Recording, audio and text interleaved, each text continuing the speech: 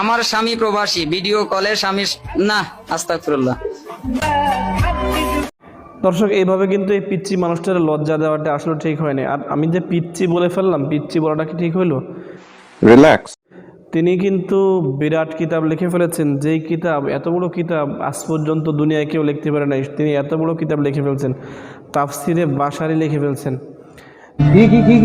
বিরাট কিতাব লিখে ফেলছে, একদম না ঘুমায় না খাইয়ে দাইয়ে লিখতে লিখতে বেচারা চিকুন হয়ে গেছে, একদম ঘেনা হয়ে গেছে। সেই লোকটারা যদি এরকম একটা প্রশ্ন করে, বেচারা বেকায়দা তো এমনি পড়ে যায়। তো যাই হোক, বাশারি সাহেবের কাছে যে প্রশ্নটা করলো, প্রশ্নটা কিন্তু আমরা পুরোপুরি শুনিনি। প্রশ্নটা কি ছিল? আমার স্বামী প্রবাসী, ভিডিও কলে স্বামী না, আস্তাগফিরুল্লাহ। প্রশ্নটা আমরা এইভাবে প্রথমে বুঝে নেই যে হয়তো প্রশ্ন করছে আমার স্বামী প্রবাসে থাকে, তার সাথে কি আমি ভিডিও কলে কথা বলতে পারবো?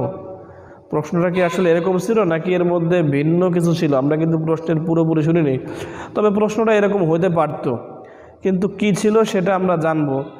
তার আগে আমরা এর আশেপাশের একটু ভিডিওগুলো দেখি। এর আগে পিছনে যে ভিডিওগুলো ছিল সেইগুলো দেখলে কিন্তু আমরা এই প্রশ্নটা বুঝে ফেলবো আসলে কোন রিলেটেড এই প্রশ্নটা ছিল।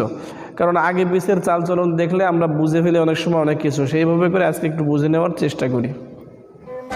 ভিট দিয়ে গোপন অঙ্গের লোম পরিষ্কার করা যাবে কিনা? সুটিয়ে লাল করে দেবো, নোংরা আমি বার করে দেবো। আচ্ছা ভাই না আপু, তুমি যেই প্রশ্ন করো না কেন, তুমি তোমার গোপন অঙ্গের লোম সেটা ভিট দিয়ে পরিষ্কার করবা না কোদাল দিয়ে পরিষ্কার করবা, সেটা তো তোমার ব্যাপার। পরিষ্কার করতে বলা হয়েছে, কি দিয়ে করবা সেটা কি আবার জানার দরকার আছে নাকি? পরিষ্কার যেভাবে হয় হইলেই হয়েছে। তুমি টেনে টেনে ছিঁড়বা নাকি কোদাল দিয়ে পরিষ্কার করবা, না কাঁচি দিয়ে আস্তে আস্তে করে ঘাস কাটার মতো কাটবা? তোমার যেভাবে ইচ্ছা হয় তুমি সেইভাবে পরিষ্কার করে রেখো। পরিষ্কার করতে ইসলামে বলছে। এই সমস্ত ফালতু বেহুদা প্রশ্ন কেন করতে আসো? স্কার্ট পরে স্কার্টের নিচে আন্ডার প্যান্ট না পরলে কি নামাজ? এটা প্রশ্ন হলো। আরেকজন প্রশ্ন করছে, স্কার্টের নিচে কি আন্ডার প্যান্ট পরা লাগবে কিনা, আন্ডার প্যান্ট পরা লাগবে কিনা? আন্ডার প্যান্ট পরা লাগবে কি লাগবে না? বেচারা তোমার তো নামাজ পড়তে গেলে জ্ঞানটুক থাকতে হবে, নামাজের মধ্যে সতর ঢাকতে হয়। সতর ঢাকতে গেলে কয় পত্তা কাপড় পরতে হয়? সতর ঢাকতে গেলে একটা কাপড়ই যথেষ্ট, যেই কাপড়ের মাধ্যমে সতর দেখা যাবে না, সতর ঢাকা হয়ে যাবে।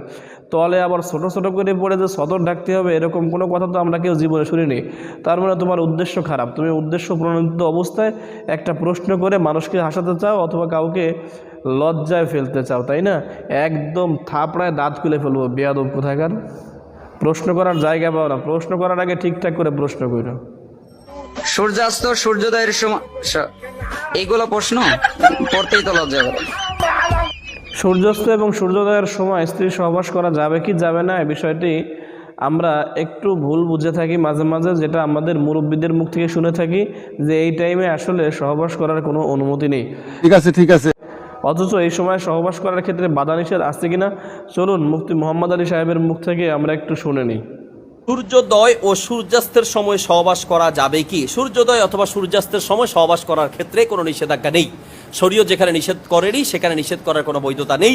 আমাদের সমাজে অনেকে বলে সূর্য ডুবার সময়, সূর্য অস্তমিত হওয়ার সময়, অথবা রাতে বা দিনে অথবা দুপুরে এই টাইমে সহবাস করা যাবে না, এই দিনে করা যাবে না, এরকম কোনো নিষেধাজ্ঞা নেই। বরং যে কোনো সময় আপনার একজন স্বামী তার চাহিদা মতো যদি সেই ব্যবস্থা থাকে সে সহবাস করতে পারে, সমস্যা নেই। দর্শক, আমরা কিন্তু এই বিষয়টি একেবারে বুঝে ফেলেছি যে আসলে এই টাইমে সহবাসে কোনো বাধা নিষেধ আছে কিনা, বিষয়টি আমাদের সামনে একেবারে ক্লিয়ার হয়ে গেছে। এবার চলুন, প্রথমে যে প্রশ্নটা আমরা শুনেছিলাম যে এক মহিলা প্রশ্ন করেছিল তার স্বামী প্রবাসে থাকে, তার সাথে ভিডিও কলে, এই পর্যন্ত শুনেছিলাম। এরপরে কি বলতে চেয়েছে? এরপরে নিশ্চয়ই এমন কোনো শব্দ দেখাচ্ছিল যেই শব্দটা পড়তে গিয়ে বাশারি সাহেব তিনি কিন্তু খুব লজ্জায় পড়ে গিয়েছিলেন। সাধারণ কথা যদি থাকতো লেখা যে আসলে ভিডিও কলে কথা বলা যাবে কি যাবে না, তো এইটা তো সবাই জানে যে ভিডিও কলে কথা বলা যাবে, এখানে তো লজ্জা পাওয়ার কোনো বিষয় ছিল না। নিশ্চয়ই এখানে অন্য কোনো বিষয় ছিল। সেই বিষয়টা কি? নিশ্চয়ই এখানে নেগেটিভ কোনো বিষয় ছিল, যে ভিডিও কলে কোনো প্রকার অশালীন কর্মকাণ্ড, যেটাকে আমাদের সমাজে এখন একদম অহরহ ঢালাওভাবে এটা কেউ কেউ তো বিজনেস পারপাস নিয়ে নিয়েছে যে আমার স্বামী প্রবাসী, ভিডিও কলে স্বামী না, আস্তাগফিরুল্লাহ। এটা করা যাবে কি যাবে না, এটাই জানতে চেয়েছিল। সুতরাং এই ধরনের প্রশ্ন, এগুলো অমূলক প্রশ্ন। এই ধরনের প্রশ্ন আসলে কাউকে করে লজ্জায় ফেলাটা কোনো ক্রমেই উচিত হবে না। সুতরাং প্রশ্ন করার আগে আমাদেরকে বুঝে শুনে প্রশ্ন করতে হবে। একটা প্রশ্ন করতে গেলে কিন্তু আমরা প্রথমে আমাদের বিবেক দিয়ে যদি যাচাই করি যে আসলে এটা প্রশ্ন হতে পারে কিনা, বা এই প্রশ্নের উত্তর আমার জানা আছে কিনা, আমার বিবেক কি বলতেছে, তখন কিন্তু আমরা সহজেই উত্তর পেয়ে যাই। সেটা আর আরেকজনের কাছে প্রশ্ন করে তাকে হ্যারাসমেন্ট করার কোনো প্রয়োজন হয় না। তবে সর্বশেষ আপনাদের কাছে বলতে চাই, রাসূল সাল্লাল্লাহু আলাইহি ওয়াসাল্লামের কাছেও এই ধরনের প্রশ্ন আসতো। একবার এক আনসারী মহিলা রাসূল সাল্লাল্লাহু আলাইহি ওয়াসাল্লামের কাছে আসলো, এসে বলল, ইয়া রাসূলুল্লাহ, আমি হায়েস থেকে কিভাবে পবিত্র হব? রাসূল সাল্লাল্লাহু আলাইহি ওয়াসাল্লাম তাকে বললেন, খুজি ফিরসাতাম মিন মিস্ক, তুমি একটা সুগন্ধিযুক্ত ন্যাকড়া নাও এবং সেটা দিয়ে পরিষ্কার করে ফেলো। আম্মা জান আয়েশা রাদিয়াল্লাহু আনহার বর্ণনা হাদিসটি। তো রসুল সাল্লাল্লাহু আলাইহি ওয়াসাল্লাম তাকে এইভাবে বুঝালেন। বোঝানোর পরে সে মহিলা বলতেছে, বুঝলাম না, আমাকে আবার বলেন। রসুল আবারও বললেন যে তুমি একটা সুগন্ধিযুক্ত ন্যাকড়া নেও, সেটা দিয়ে তুমি তোমার রক্তের দাগগুলো পরিষ্কার করে ফেলো।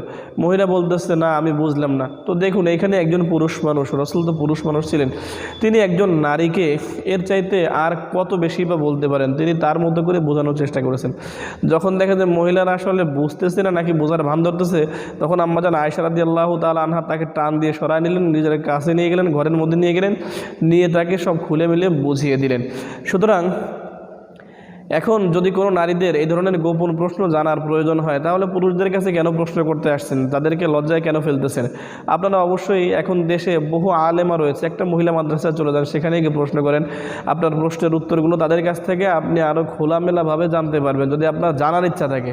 আর এইখানে তো এই প্রশ্নগুলো দিয়ে আমরা বুঝতে পারতেছি আপনার জানার ইচ্ছা নেই, পুরোটাই রয়েছে শয়তানি। সুতরাং এই সমস্ত শয়তানি বাদ দেন। এই সমস্ত শয়তানি বাদ দিয়ে ইসলামকে সঠিকভাবে যেভাবে জানলে উপকার হয় সেভাবে জানার চেষ্টা করুন। ভিডিও থেকে বিদায় নিচ্ছি, সকলেই ভালো থাকবেন, দেখা হবে নতুন কোনো ভিডিওতে। আল্লাহ হাফিজ।